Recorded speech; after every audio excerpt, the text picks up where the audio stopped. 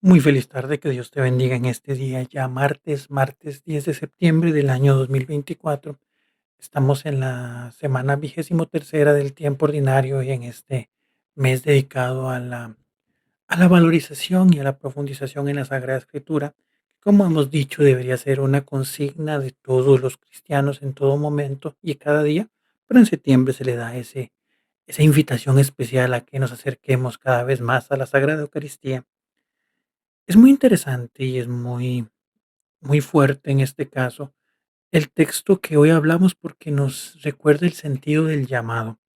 El evangelio tomado del capítulo 6 de San Lucas es justamente esa llamada que hace el Señor a sus apóstoles, a aquellos discípulos que venían con él, pero que los asume para una labor especial.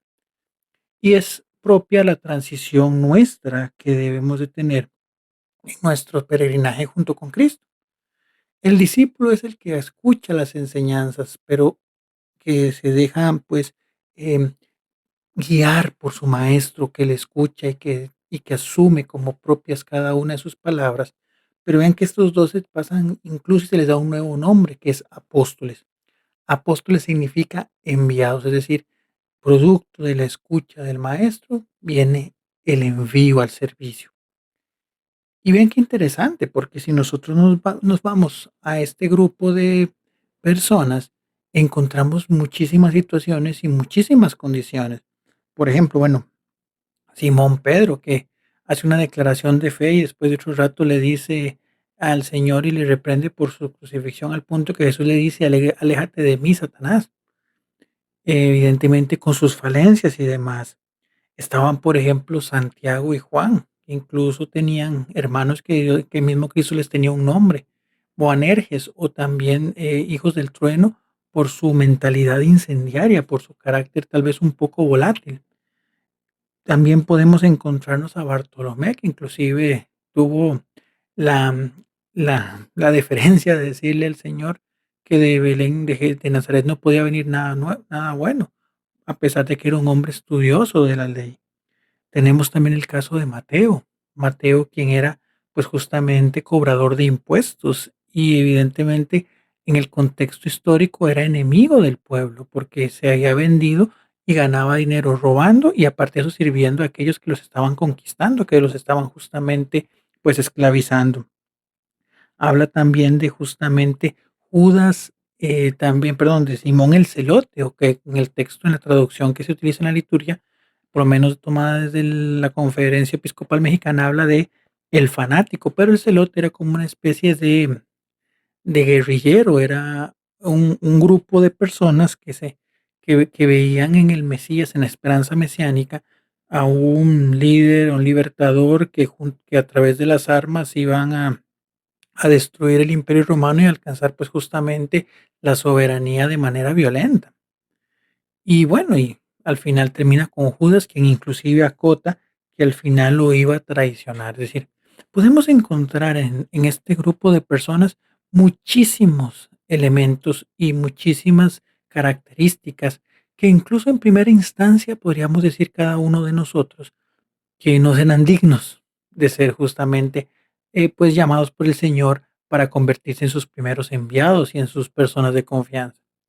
Pero aquí es donde tenemos que entender el proceso de lo que es verdaderamente la conversión, una conversión que nace de la escucha de la palabra de Dios y que debe de movernos a ese envío al servicio de los demás. Y eso es algo que, bueno, no solamente aplica para esos 12, aplica a cada uno de nosotros. Asumir nuestra vocación específica según lo que el Señor disponga que debemos hacer. Pero claramente también de esto hay que entender que no son nuestras propias fuerzas las que nos hacen capaces o que nos hacen capaces de lograr sus objetivos. De hecho, al final del texto del Evangelio dice que mucha gente la curaba porque del Cristo salía una fuerza. Es decir, nuestra fuerza para poder obrar cada uno de esos milagros, de ese testimonio y demás, nace justamente de la experiencia de tener a Cristo cerca de nosotros. Y por tanto, tenemos que aprender a ver las cosas desde una experiencia de iglesia, desde una experiencia de fe. Por eso, justamente en la primera carta del apóstol San Pablo a los Corintios, que es la primera lectura, Pablo reprende a la comunidad de Corinto porque las cosas de la comunidad las han querido llevar justamente a elementos que no estaban viendo todo desde la perspectiva de Cristo. Y en esta parte de clarificarlo, el punto no radica o el punto no viene en el hecho de que las leyes civiles sean malas. Claramente no. La misma experiencia de la fe, el mismo San Pablo indica que las leyes, que los gobernadores, que pues justamente las personas que están en un puesto político, también son instrumentos que Dios coloca. De hecho, en el Antiguo Testamento, por ejemplo, la liberación del pueblo de Babilonia viene por el rey de los Medos, por Darío, el rey persa. Entonces, podemos encontrar ahí que Dios también actúa en esas personas, en esos instrumentos, cuando hay una disposición hacia el bien.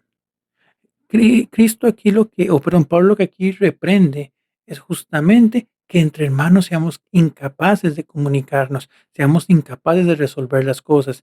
Ya él mismo decía, que haya conflictos entre hermanos de la comunidad, ya en sí es un grave problema, ya es una gran situación. Pero lo peor del caso es que entendiendo y reconociendo lo que el Señor nos ha pues justamente dado a lo largo de sus enseñanzas, a lo largo de su tradición y a lo largo de su doctrina, seamos incapaces de resolver nuestras realidades desde una perspectiva de fe. Seamos incapaces de unirnos como hermanos en esto que el Señor quiere, porque al final todos somos parte del cuerpo de Cristo. Entonces, ahí es donde entra justamente ese momento de reflexión, que es cuál es mi disposición, cuál es en este caso mi, mi condición, qué tanto pongo la vida de comunidad, de iglesia, dentro de el ambiente en el que me desarrollo, pero sobre todo sabiendo que somos llamados cada uno a dar testimonio. Entonces, pidámosle a Dios verdaderamente esa capacidad de sentirnos enviados, de que escuchando la palabra del Señor podamos también nosotros en nuestro corazón ver y escuchar ese llamado que nos hace Dios para ser testimonio para otros y de esa manera poder santificar el mundo que tanta falta le hace. Bendiciones en el Señor y una muy feliz tarde de martes.